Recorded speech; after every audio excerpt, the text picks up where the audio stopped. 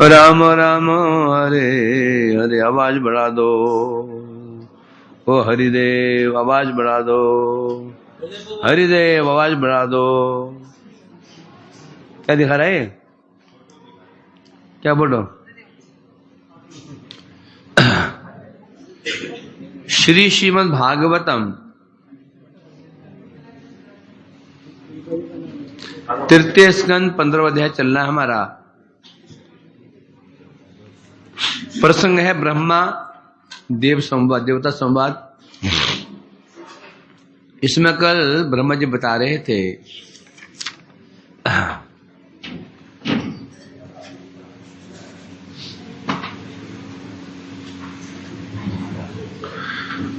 जब श्री भगवान चलते हुए बिना पादुका के चलते हुए वहां पर पहुंचे, उस समय उनका स्वरूप क्या था, इसका वर्णन सुना हमने। और तब जब निकट में आ गए तो जो जय विजय और सनकादि मुनि जिनके मन में भय बैठा था, पता नहीं भगवान क्या बोलेंगे, रुष्ट होंगे या नहीं होंगे, क्यों कार्य जो किया था वो कार्य रुष्ट होने का कार्य ही था। जब पास में भगवान का मुस्कुराता हुआ मुख कमल का दर्शन किया, दोनों समझ गए सनकादि मुनि और जय विजय भगवान रुष्ट नहीं है। तब जाकर के उनको आस्वादन हुआ। ये भगवान थोड़ा रुष्ट होते तो फिर वही भगवान, वही उनके चरण कमल, वही उनका मुख कमल, फिर आस्वादन नहीं होता। आस्वादन का आधार क्या है? मुख नहीं है, क्या है? मन की प्रसन्नता ही आस्वादन का पात्र होता। वही व्यक्ति जो हमारा बहुत प्रिय होता है, उसको देख करके बाँछें खिल जाती हैं, बाँछें खिल जाती हैं, मुख खिल जाता है। वही जब हमारा कोई हानि कर देता है तो देखते आग लग जाती है ना। यहां जो इसलिए कह रहे हैं, तो जो उनको आस्वादन हो रहा है वो समझ गए भगवान रुष्ट नहीं है? इसलिए अब क्या स्वरूप होने क्या था, श्रवण किया हमने, बता रहे थे। तस्य अरविंद नयनस्य पदारविंद किंजल के मिश्र तुलसी मकरंद वायु अंतर्गत स्वविवरेण चकार तेषाम संक्षोभम अक्षर जुषाम चित्तनु। आगे बता रहे हैं हम। सनकादि मुनि क्या किया उन्होंने? भगवान के चरणों में जो तुलसी चढ़ी थी, वो तुलसी की सुगंध वायु के माध्यम से होते हुए उनके नासिका विवर में, नासिका छिद्र में प्रविष्ट हुई, और प्रविष्ट होकर के उनके चित्त और तनु देह को विक्षुब्ध कर दिया। एक श्रवण किया इसमें हमने, इसका हो चुका था ना। तो यहां से क्या सिद्ध हुआ? ये जो चतुर्सन थे, कौन थे? अक्षर जुष, अक्षर जुष थे, अक्षर जुष। अक्षर मैंने निर्विशेष ब्रह्मानंद है, उसका आस्वादन करने वाले थे, ब्रह्मानंदी थे ये ब्रह्मानंद अनुभवी थे ये। परंतु अब यहां पर जब भगवान के चरणों में जो तुलसी चढ़ी थी, उसकी सुगंध जब नाक में गई तो इनका जो ब्रह्मानंद तो कहां चला गया? छुमंतर हो गया, हृदय में भक्ति उमड़ आई है। अब तो क्या हुआ? चित्त तनु। अब इन्हें आनंद हुआ, क्या लक्षण है? इन्हें आनंद हुआ, क्या लक्षण है? लक्षण है क्या? संक्षोभ चित्त तनु। चित्त और तनु शुद्ध हो गया। पहले चित्त, फिर तनु शरीर। उदाहरण दिए ना, जब एक राजा अन्य देश में अटैक करता है, सबसे पहले उस देश के राजा को ही बंदी बना लेता है। बंदी बनाने के पश्चात फिर उसके राजमहल को लूटता है। उसके पश्चात सेनाओं के द्वारा बाह्य जो राज्य है उसको लूटता है। उसी प्रकार से सबसे पहले क्या हुआ, उस सुगंध ने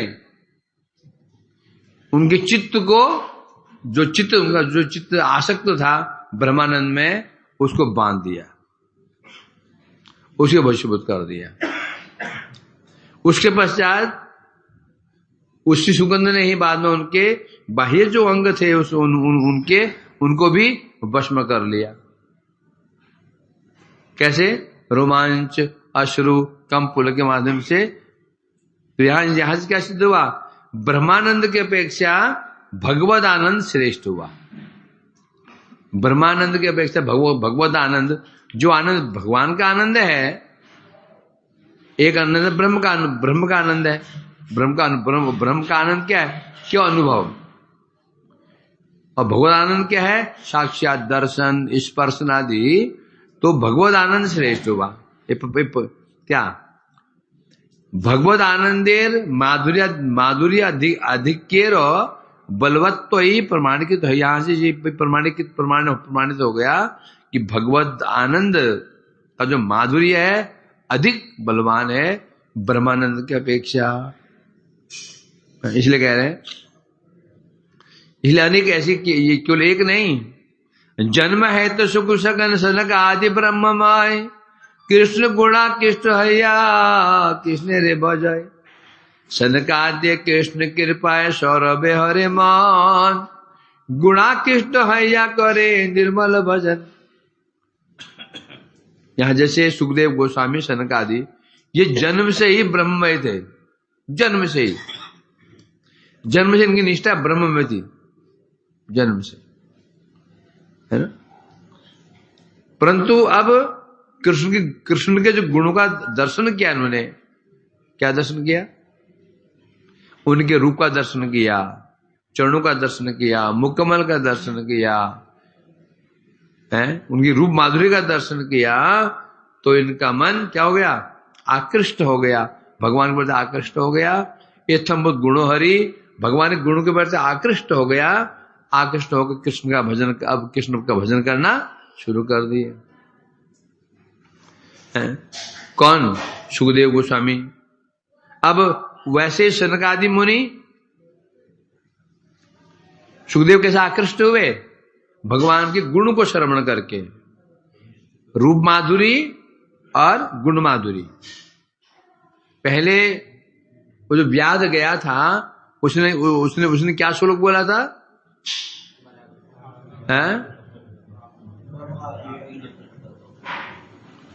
हाँ, बोला ना, रूप का वर्णन किया था। तो उन्होंने पूछा, सुखदेव गोस्वामी ने पूछा उस व्याध से, जिनका रूप इतना सुंदर है, गुण क्या है? गुण भी तो होने चाहिए ना, क्योंकि रूप से काम नहीं चलता। ऐसे अनेक जगत में लोग हैं, बड़े बड़े रूपवान होते हैं और महादुष्ट होते हैं, महादुष्ट, बड़े वो आतंकवादी होते हैं। तो आतंकवादी हैं, ये देखे ना कैसे कैसे होते हैं, बड़े सुंदर, पढ़े लिखे, बड़े गुणवान होते हैं। ये नहीं कोई भिखमंगा हो कोई, ये परंतु है कैसे? महाबदमाश है। तो बोले जिसका रूप इतना सुंदर, गुण क्या है? तो क्या श्लोक बोला? अहो बकियम। तो पहले दर्शन नहीं किया, ये सुना है बस। पहले भगवान के रूप माधुरी का वर्णन सुना, गुण माधुरी का वर्णन सुना, आकृष्ट होकर चले आए। बस सनकादि मुनियों ने कृष्ण की कृपा से, कृष्ण के चरणों में जो तुलसी की सुगंध थी, उस सुगंध ने उनके मन को हर लिया और वो आकृष्ट होकर के भगवान का भजन करने लगे।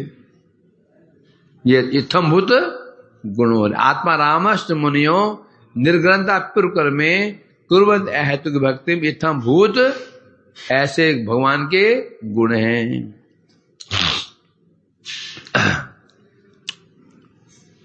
तेवामुष्य बदनाशित पद्म कोश उद्विक्ष सुंदर तराधर कुंदहासम लबदाशीष पुनरवेक्ष तदीयमंग्रिम द्वंद्वम नखारुण मणि प्रश्रयणम विनिदध्यु। क्या क्या दर्शन किया बता रहे हैं। तेवा अमुष्य बदनाशित पद्म कोशम उद्वीक्ष्य, सबसे पहले उन्होंने भगवान का वदन मने मुख कमल, मुख कैसा है उनका, अशित पद्म कोश, अशित मने शित मने श्वेत, अशित मने अश्वेत, श्याम, भगवान मुखकमल कैसा है, नील, नील कमल। अमुष्य बदनाशित पद्म को, बदनाशित अशित पद्म कोश, भगवान मुखकमल कैसा है, अशित मने कृष्ण, कृष्ण मने श्याम, श्याम मने नील, नील पद्म कोश, नील कमल। भगवान का जो मुख कैसा है, नील कमल के समान था, उसका दर्शन किया। दर्शन करके सुंदर तर अधर कुंद हासम, और भगवान के मुख कमल पर सुंदर तर अधर कुंद हासम है। उनके उस सुंदर मुख पर क्या थे, अति मनोहर, क्या थे उनके अधर, कैसे थे, अरुण वर्ण के अधर। उन अधरों पर कुंद हासम, कुंद कुंद कुंद मतलब कुंद पुष्प के समान मुस्कान, मुस्कान में यहां पर क्या, उनके दंत पंक्ति, दंत पंक्ति कैसे भगवान के, कुंद पुष्प के समान। उसके पश्चात लवदाशीष पुनर्वेक्ष तदं तदीय मंग्रिम द्वंद्वम नखारुणमणि शरणयनम निदध्यु, पहले मुखकमल का दर्शन किया जो नील कमल के समान था। उनके उस मुख कमल पर अरुण वर्ण के अति सुंदर अति मनोहर अधरोष्ट से उनका दर्शन किया। उन अधरों पर प्रस्फुटित कुंद पुष्प की भांति, प्रस्फुटित कुंद पुष्प है के समान उनका हास्य था। इसका दर्शन करके क्या हुए, अत्यंत आनंदित हुए चतुसन। फिर लब्धाशीष उन्हें बड़ा आनंद की प्राप्ति हुई। फिर पुनर्अवेक्ष तदीयम अंघ्रिम, फिर उसके बाद उन्होंने पुनः तदीयम अंघ्रिम भगवान के चरण कमलों की ओर दृष्टिपात की, चरण कमलों की ओर अंघ्रि द्वंदम, उनके चरण कमलों का दर्शन किया। उन अंघ्रि कमल में, चरण कमलों में नख अरुण मणि शरण निदिध्यु, उन चरण कमलों में जो अंगुली दल थे, उन अंगुली दल के जो नाखून थे कैसे थे, अरुण मणि, लाल मणि के समान। नाखून कैसे थे, लाल मणि के समान थे। नाखून कैसे भगवान के हैं, लाल मणि। अब हाँ, लाल मणि होता नहीं, लोग उसमें नेल पॉलिश कर लेते, है तो नहीं, है तो सफेद, क्या करते हैं उसमें, लाल पॉलिश कर लेते हैं, कोई तो नीला कर लेता है, पता नहीं क्या क्या है वो। तो भगवान के अंगुली दल पर जो नख कैसे है, मणि कैसे, अरुण मणि के समान। पहले दर्शन किया, पहले क्या दर्शन किया, नाखून का दर्शन किया उन्होंने जो मणि के समान थे। तत्पश्चात उस मणियों का जो नाखून का जो आश्रय था, अंघ्रिम, उनके चरण कमलों का दर्शन किया। इस पर बता रहे हैं यहां पर। तत्पश्चात अब दिखाई तो हो ही नहीं रहा है ये, मुख का दर्शन करते हैं, चरणों का दर्शन नहीं हो पा रहा है, चरण दर्शन करते हैं, मुख का दर्शन नहीं हो पा रहा है। और लालच इतना बढ़ गया कि इच्छा होगी सारा रस एक साथ ही पान कर लें, सारा कैसे होगा। इसलिए अंत में उन्होंने क्या मार्ग अपनाया, निदध्यु, जब दिखा कि आंखें बंद कर ले, अब ध्यान कर रहे हैं, तो ध्यान में पूरा दर्शन हो जाता है। एक ध्यान में मन में तुम 80 फीट लंबी ऊंची बिल्डिंग का भी दर्शन एक साथ कर सकते हो, और आंख खोल के तो फिर एक माला, 2 माला, 3 माला, 4 माला। सनातन प्रैक्टिकल कर रहे हैं अभी। दंडो कहूँ नाचलेन हेलो मालूम कृपा। तो अब एक साथ आंख बंद किया, ध्यान किया उन्होंने, है? अच्छा 5 लोग ना, 5 बच्चे तो कार्ड 5 है, ठीक है।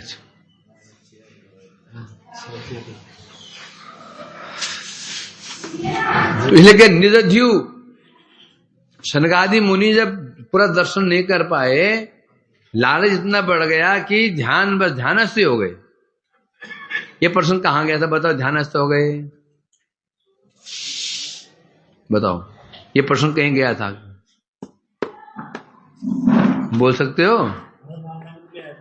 हैं? क्या क्या ऐसा? कभी कभी देखा जाता है भगवान के भक्तगण भी तो नहीं आया, 5 कार्ड आए।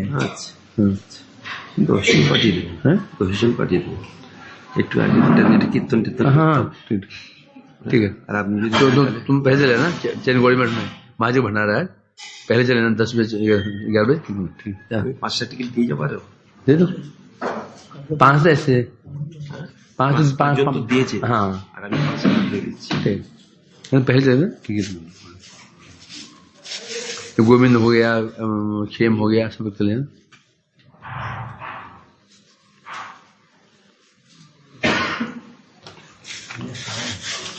आप आइए ना, देख ट्राई करो, चेष्टा करो।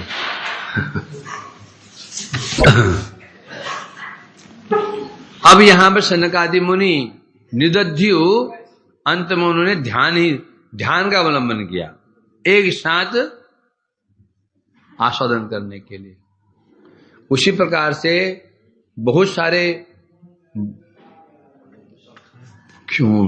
रसगुल्ले ट्रे भरी हुई है, गुलाब जामुन ट्रे भरी हुई है, सेवई की तो खाने से तो मन ही मन खा लो, मन ही मन सब खा लो, पेट नहीं भरेगा और खराब भी नहीं होगा। पेट भी नहीं भरेगा और पेट खराब भी नहीं होगा।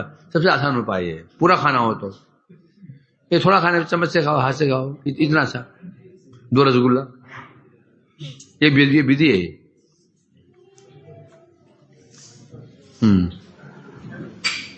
अच्छा, अब ध्यान में आपाद मस्तक ध्यान है। आपाद मस्तक कहने से, आपात कहने से सिर से लेकर के चरण कमल तक, नाखून तक सब दर्शन करने लगे, पूरा दर्शन कर रहे थे। टीका में कह रहे हैं, এই তুলসীর গন্ধে দ্বারা যাহাদের প্রাণ শোধিত হইয়াছে, সে সনকাদি মুনিগণের ইন্দ্রিয় সকল প্রাণের অধীন বলিয়া প্রথমত চক্ষুদ্বয় द्वारा रूमाद्र ग्रहण द्वारा अधिकार प्राप्त हो।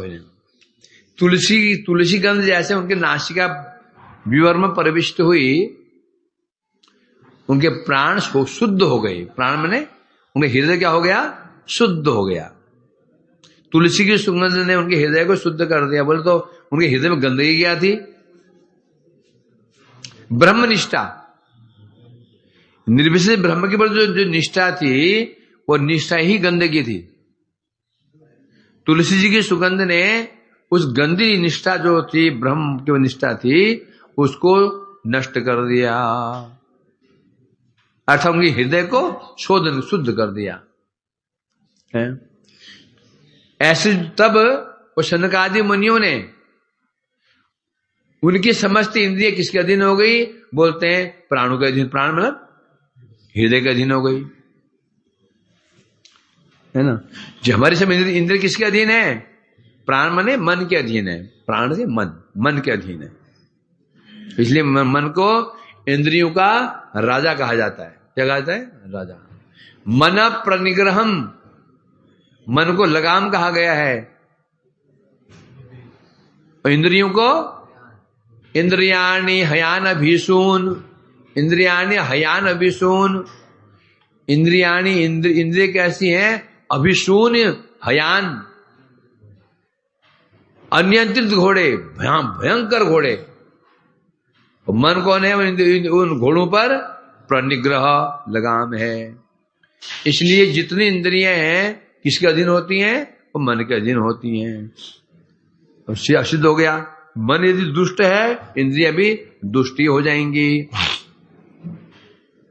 यदि मन अच्छा है, बुद्धि अच्छी है, तो इंद्रियां भी अच्छी हो जाएंगी, है ना। मालिक जैसा चिले चपाटे वैसे, बॉस जैसा नीचे वाले वैसे ही। मन यदि शुद्ध, मन यदि बुद्धि, मन यदि शुद्ध है, इंद्रियां भी ठीक रहेंगी। मन ही यदि विकृत है, इंद्रियां भी विकृत हो जाएंगी। ये कह रहे हैं क्योंकि तुलसी की गंध नासिक विवर से होते हुए उनके हृदय में प्रविष्ट हुई, हृदय अथवा मन शुद्ध हो गया, जिससे उनकी जो और इंद्रियां थी वो इंद्रिय मन के अधीन ही है।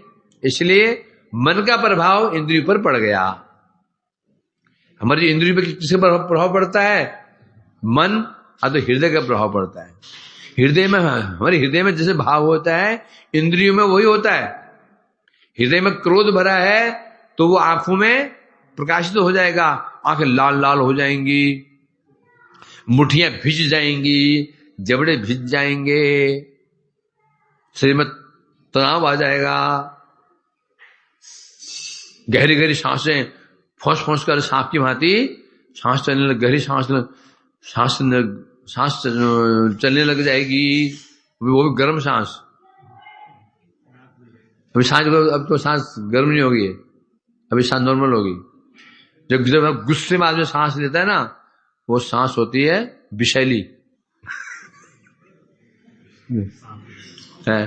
तो इसलिए कह रहे हैं अब, क्योंकि इंद्रियां शनकादि मुनियों के मन के अधीन हो चुकी हैं, और मन कैसा है? शुद्ध हो चुका है। तो आसानी से अब अपने दोनों चक्षुओं के द्वारा सबसे पहले उन्होंने भगवान के रूप माधुर्य का आस्वादन किया, क्योंकि चक्षु उनके अब मन के अधीन हो चुकी हैं, मन शुद्ध हो चुका है। शुद्ध कहने से, मन शुद्ध मतलब क्या? मन शुद्ध कब होता है? एक गिलास पात्र कब शुद्ध होता है? एक गिलास है ना, वो पात्र है, वो कब शुद्ध होता है? बताओ। जब धो देते हैं उसको,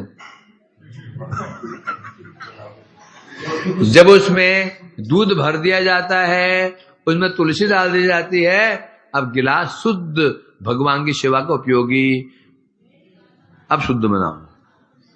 मन शुद्ध मतलब क्या? मन में, हृदय में जब भगवत भाव भर जाता है,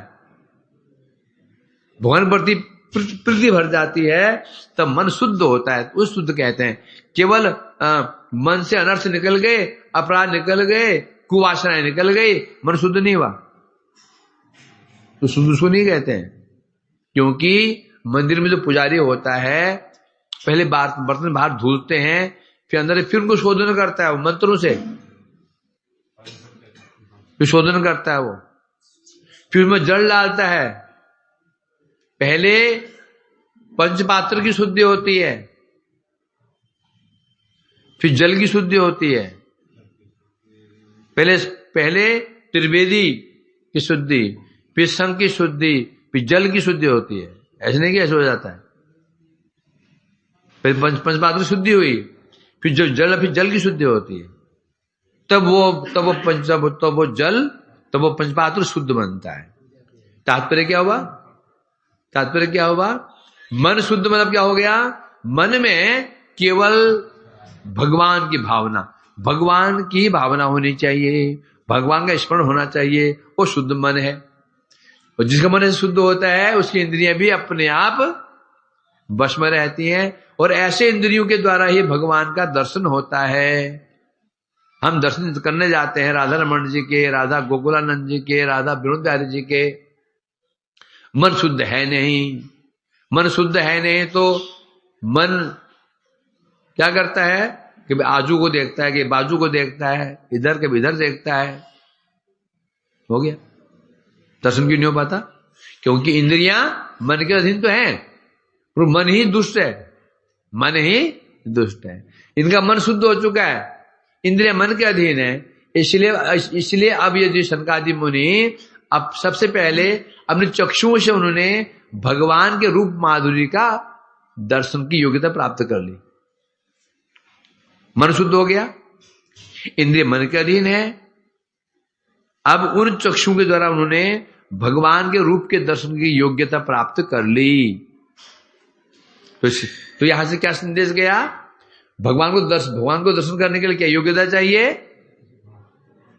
नेत्र। कौन नेत्र? जो नेत्र मन के हृदय के अधीन हो जाएं। कैसा हृदय? जो हृदय क्या, जो हृदय में केवल भगवान की भावना हो, ऐसे हृदय, ऐसे नेत्र हैं। परंतु अब इतना बड़ा शरीर है, उनके शीश कमल से आरंभ करके चरण कमल, इतने कमल हैं, इतने शरीर, कितनों को देखेंगे? मन ही नहीं भरता।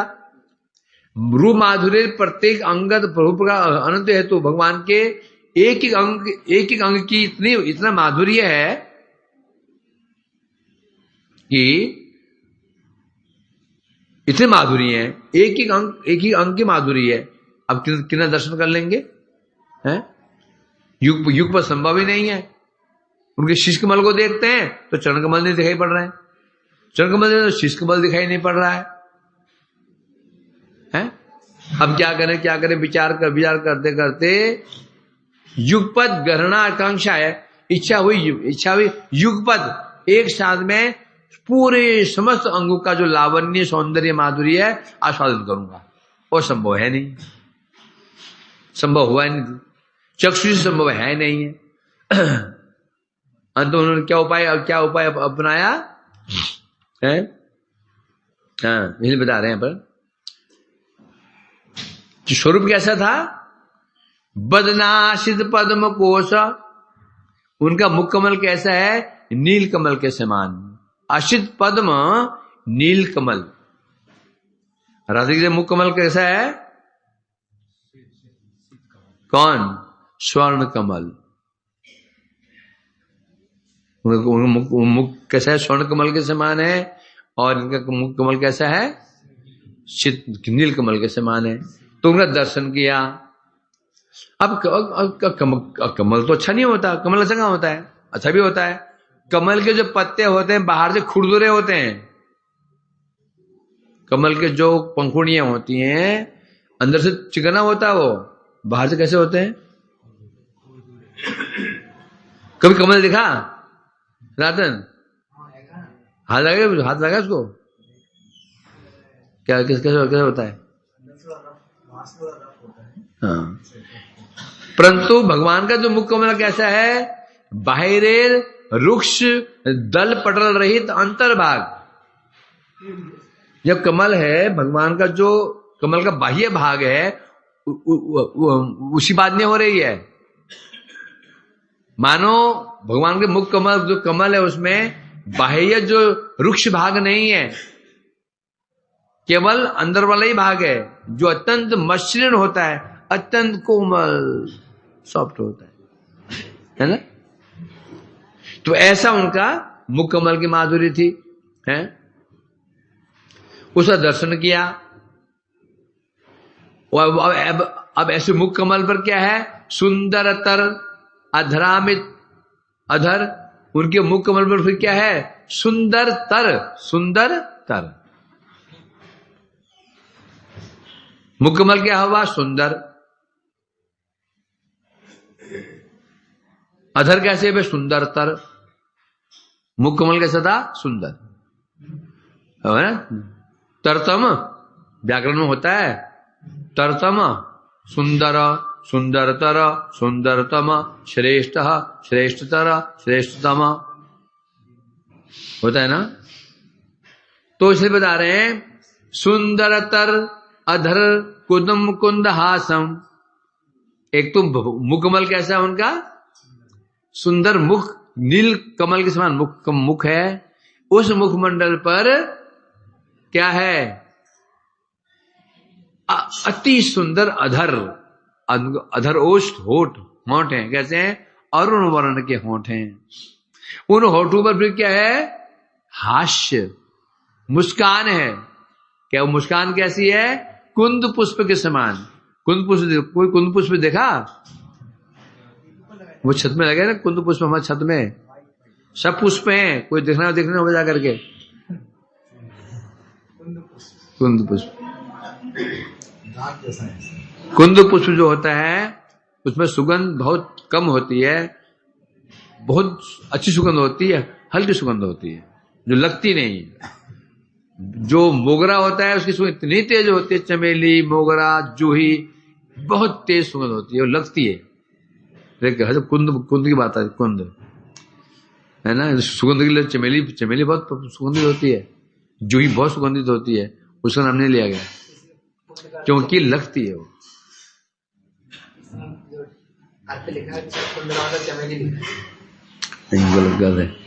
कुंद पुष्प चमेली फूल होता है, होता है, ये भी होता है, मान लो लिखा है तो क्या समस्या है। ना तो हमको कुंद भक्ति देगा, ना तो चमेली।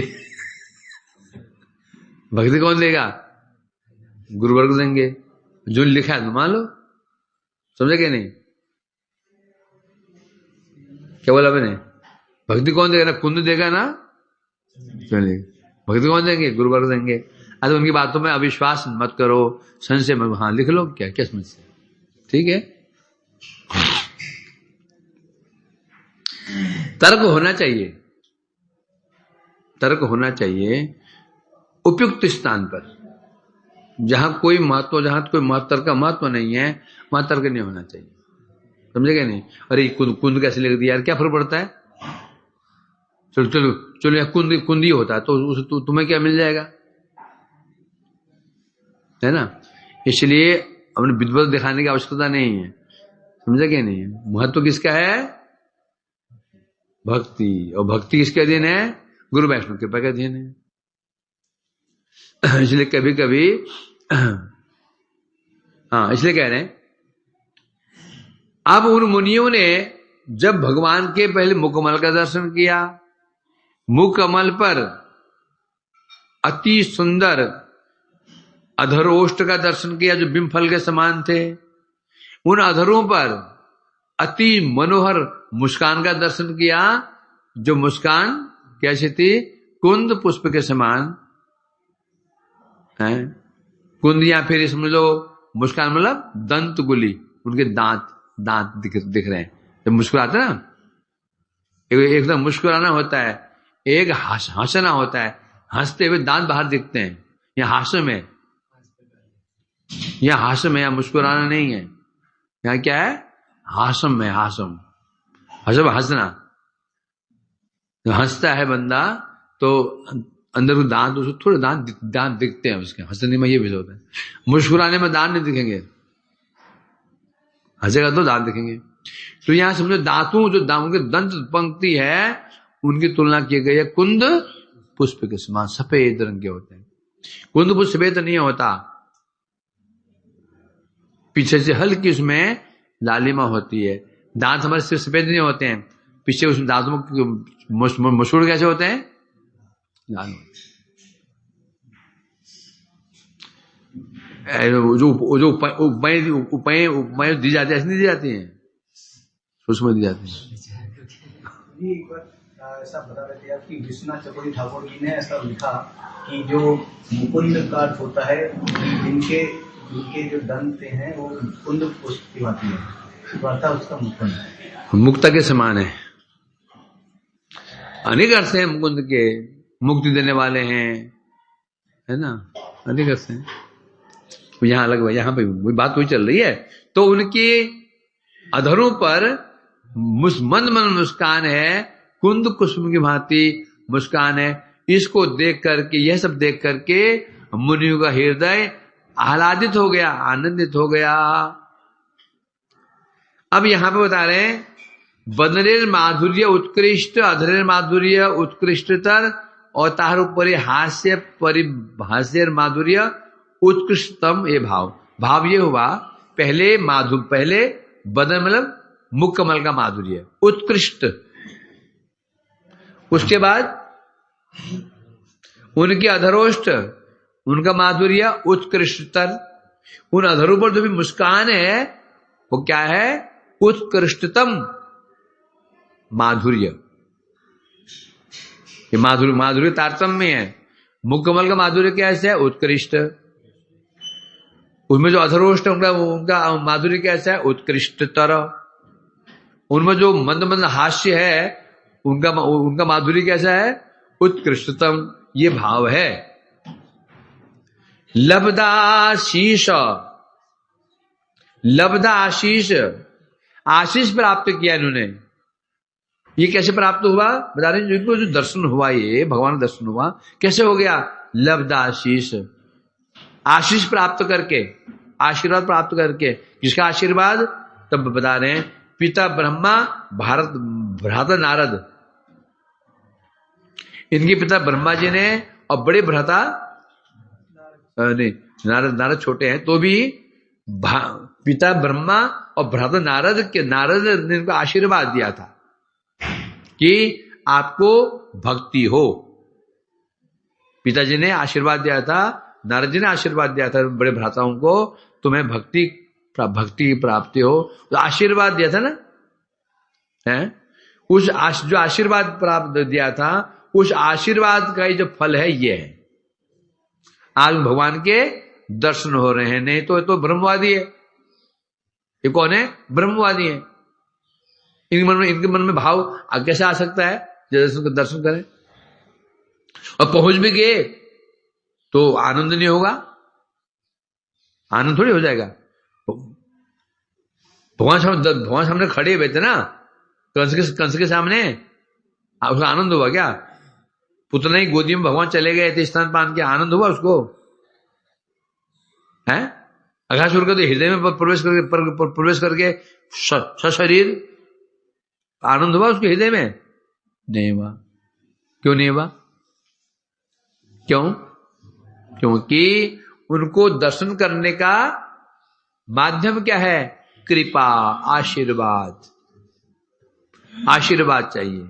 आशीर्वाद मिल गया तो दर्शन होगा। आशीर्वाद नहीं मिला दर्शन किसका? इन्हें क्या आशीर्वाद प्राप्त हुआ है? भक्त अथवा भगवत कृपा। भक्त कृपा या भगवत कृपा, इनमें किसी कृपा हुई है? ब्रह्मा जी की कृपा हुई है और नारद जी की कृपा हुई है। उन्होंने कभी पहले आशीर्वाद दिया था तुम्हें भक्ति प्राप्त हो, उस आशीर्वाद का फल इन्हें फल मिला। ये साक्षात उनको आज साक्षात नारायण जी दर्शन हो रहे हैं। दर्शन के महत्व नहीं है, दर्शन में महत्व नहीं है, वो दर्शन करके आस्वादन कर रहे हैं। महत्व वस्तु का महत्व नहीं है, वस्तु ग्रहण करने का महत्व भी नहीं है। ध्यान दो इसको। न रसगुल्ले का महत्व है, न रसगुल्ला खाने का महत्व है, महत्व है आस्वादन का। तीनों एक चीज नहीं है।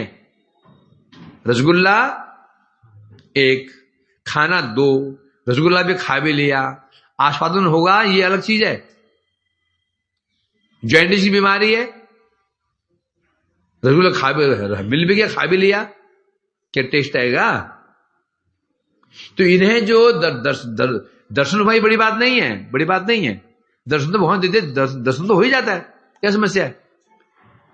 दर्शन तो असुर को भी दर्शन हो जाता है। यहां महत्व किसका है? माधुर्य का ना अनुभव हो रहा है। माधुर्य का अनुभव हो रहा है। जो माधुर्य का अनुभव हो रहा है ये महत्व है। और ये जो माधुर्य का अनुभव हो रहा है यही है कृपा सापेक्ष। दर्शन तो हो ही जाता है, दर्शन भी आसान नहीं है। चलो हो गया, आते जाते रास्ते में दिख गए परंतु महत्व किसका है? अब जब आस्वादन ही नहीं हुआ तो वस्तु क्या महत्व है? रसगुल्ला तो खाया और टेस्ट ही नहीं आया, तो क्या मतलब उसका? तो इन्हें जो माधुर्य अनुभव हो रहा है ये कृपा का फल है, बता रहे हैं। हाँ चलो, हाँ तो अंदर से कर लेते हैं। मेरा होमवर्क इतना ही था, थोड़ा मैं भी